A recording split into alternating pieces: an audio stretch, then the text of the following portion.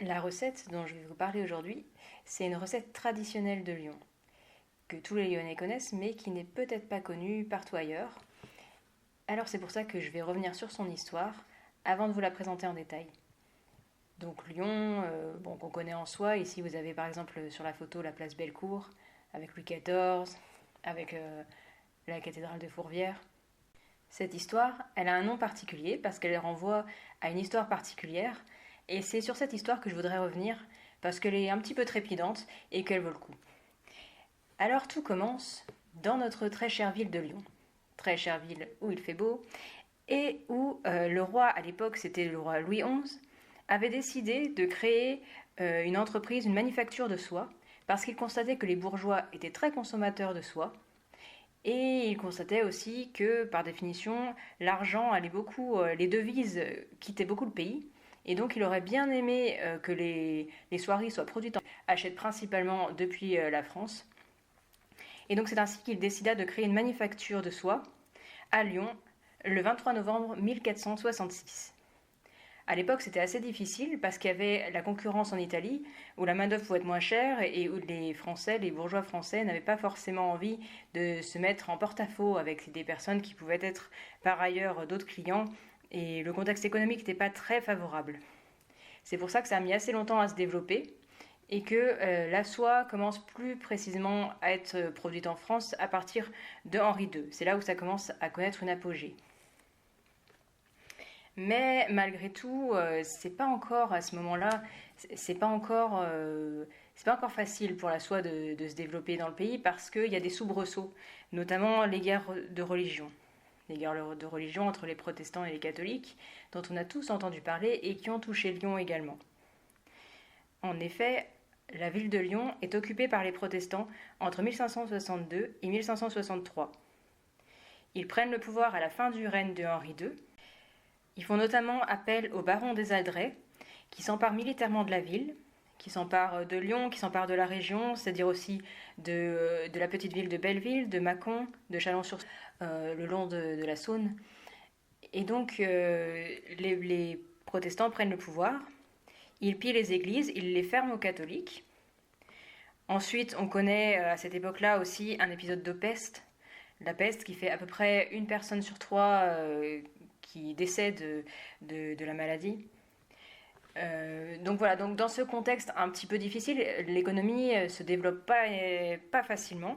On va dire, on est plutôt sur un épisode de débat idéologique religieux, de personnes qui sont dans le désespoir du fait de la maladie. On a notamment, par exemple, un affrontement idéologique entre le père Edmond Auger et puis le pasteur Pierre Viret, donc qui préfère s'interroger sur est-ce qu'il vaut mieux être protestant ou être catholique. Et c'est donc très peu propice à un développement économique stable. Les affrontements idéologiques connaissent un moment.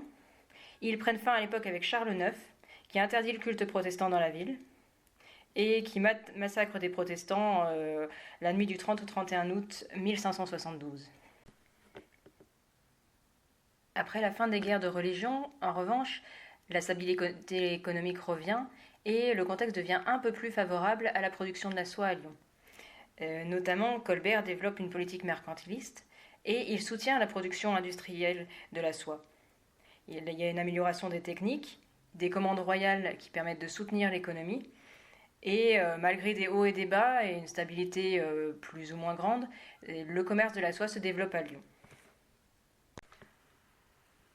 La production se développe même encore plus à l'époque, dans une époque plus récente, quand Monsieur Jacquard, que nous voyons ici à l'image, développe en 1801 ce qu'on appelle le métier Jacquard, qui est toujours exposé aujourd'hui au musée des tissus, qui donc permet de produire plus vite des meilleures pièces d'étoffe, puisque des pièces complexes qui à l'époque demandaient à ce que plusieurs ouvriers soient à l'ouvrage, aujourd'hui peuvent être, à partir de l'époque du métier Jacquard, peuvent être produites par un seul ouvrier, ce qui permet un gain de productivité et aussi une meilleure qualité des tissus.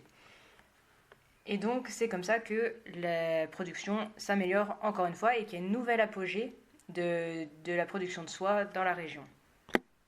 On arrive à l'époque qui va être l'objet principal de cette vidéo, l'époque de 1831, où on a un système de travail qui est composé d'un négociant, c'est-à-dire une personne qui fournit les matières premières et le dessin. On a un maître ouvrier qui lui possède la machine et l'entretien.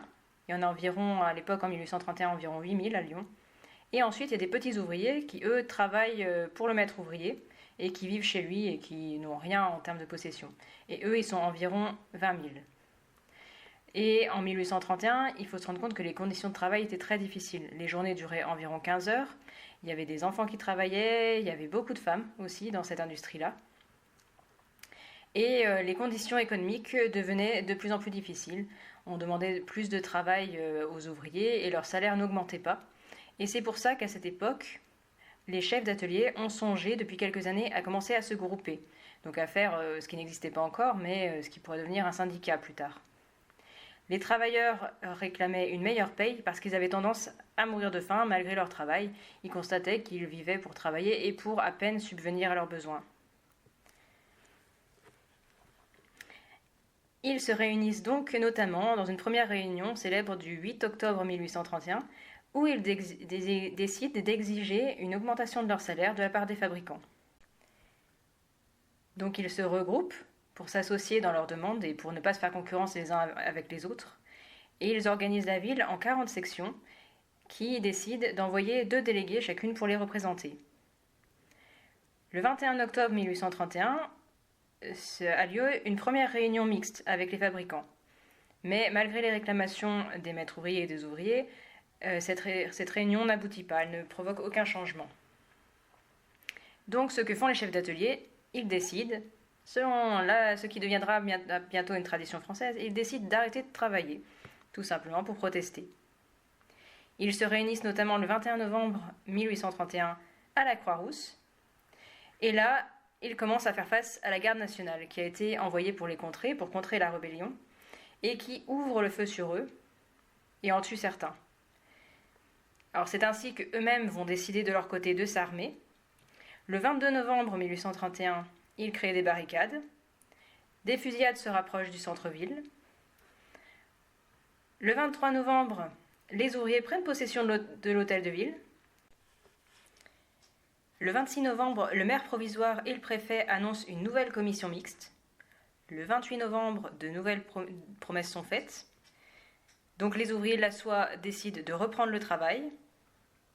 Les meneurs quittent la ville. Il y a quelques apports de cette première grève de 1831, mais ils ne sont pas très importants. On peut noter notamment qu'il y a une commande du roi qui est faite, donc qui va assurer quelques revenus du fait de cette commande-là. Il y a aussi une réforme du Conseil des prud'hommes. Cependant, les ouvriers n'arrivent pas à imposer une égalité de représentants aux prud'hommes avec les fabricants, ce qui est quand même une déception. Le deuxième épisode se passe en 1833. Début 1833, les autorités tentent de faire prêter serment de fidélité au roi au chef d'atelier, ce qui commence à recréer de nouveaux soubresauts. Les ouvriers de la soie décident de se coaliser pour obtenir une augmentation des prix, puisqu'on a toujours la problématique du défaut de paiement, enfin disons du paiement insuffisant par rapport au travail qui est effectué. Et les ouvriers commencent à s'organiser en syndicats. C'est le début de la lutte des classes, finalement. Donc ils décident de se réunir et de ne pas accepter de travailler en dessous d'un certain prix. Et tous groupés décident qu'ils n'accepteront pas plus bas que ce prix-là, en solidarité avec les autres. Donc début 1834, ça recommence, les difficultés recommencent, les fabricants tentent à une nouvelle fois de justifier une baisse des prix, et le 12 février 1834, c'est le début d'une nouvelle grève générale. En avril se déroule ce qu'on appelle la semaine sanglante. Le 9 avril, les ouvriers décident d'élever une barricade.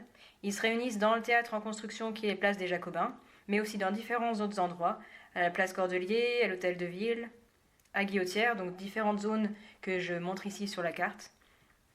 Les zones se soulèvent, les soldats qui sont envoyés en face tentent de démolir les barricades, mais il y en a d'autres, donc ça dure un petit peu.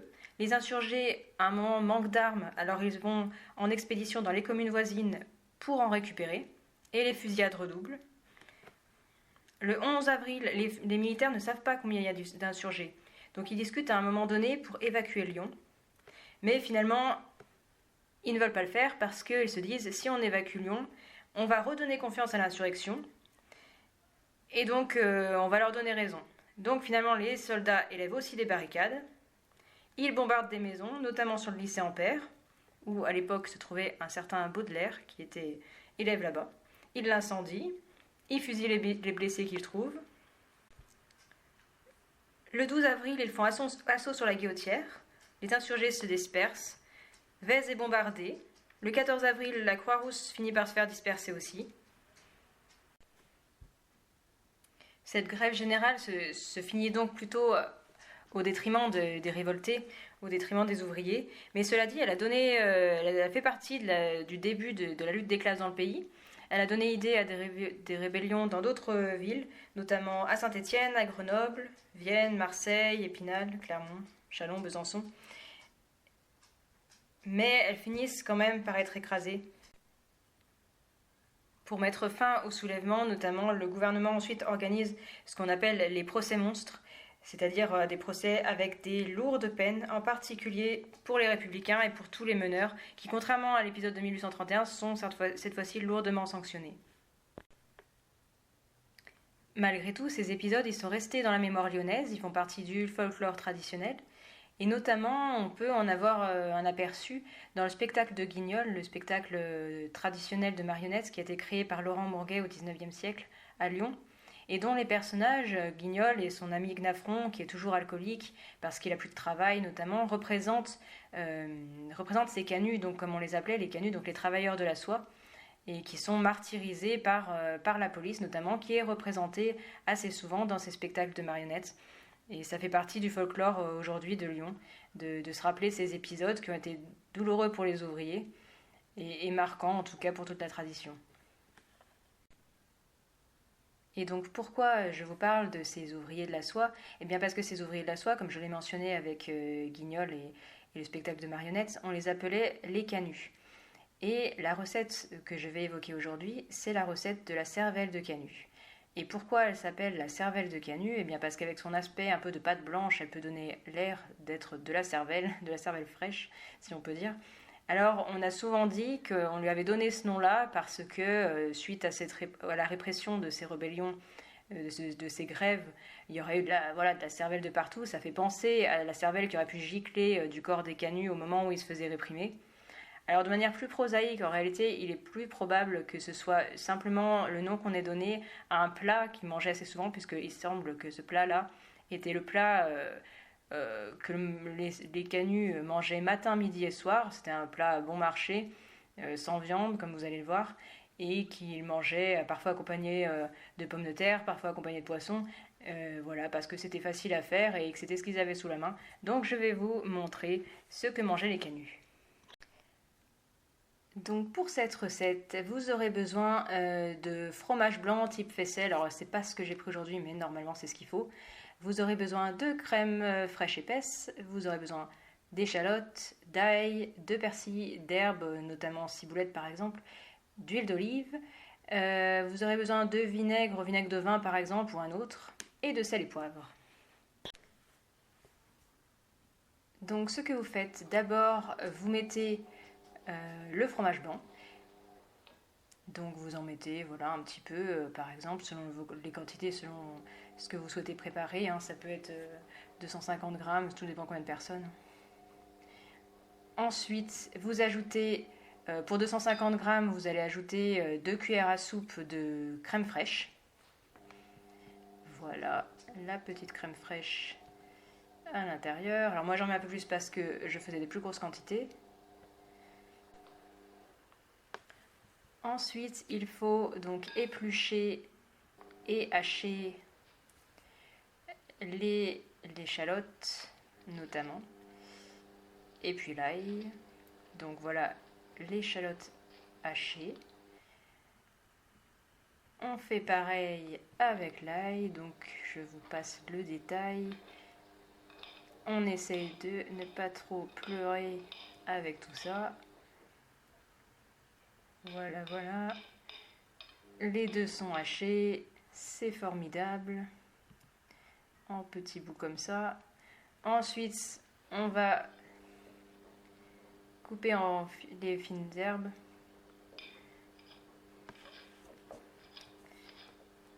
Voilà.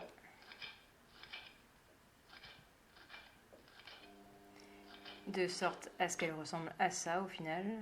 Donc ça avec la ciboulette.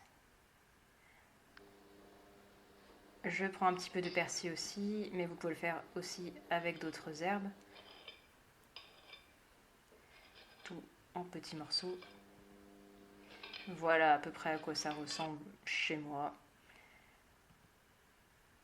Et ensuite, toutes ces herbes et ail et échalotes que vous avez en petits morceaux, que vous avez hachés, vous les mélangez avec votre premier pot de crème fraîche et de fromage blanc. Voilà, on mélange le tout. On mélange, on mélange.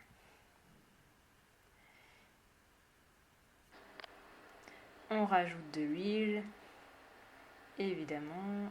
Ensuite, voilà. Ensuite, on rajoute le vinaigre de vin, quelques cuillères à soupe. Alors là, d'expérience, j'en avais mis un peu beaucoup, peut-être un peu moins que ce que je fais là. Mais enfin, ça dépend de vos goûts.